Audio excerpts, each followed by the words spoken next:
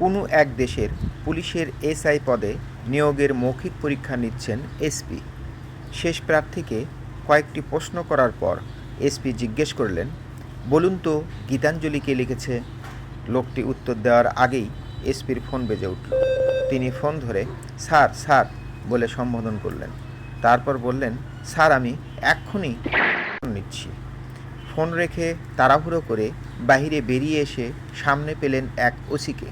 তাকে বললেন, আমার রুমে একজনকে রেখে এসেছি, ওকে জিজ্ঞেস করবে গীতাঞ্জলি কে লিখেছে এবং উত্তরটা আমাকে জানাবে। ওসি বলল, স্যার কোনো চিন্তা করবেন না, আমি এক্ষুনি জেনে নিচ্ছি। 2 ঘন্টা পর এসপি ফিরে এসে তার রুমের ভেতর থেকে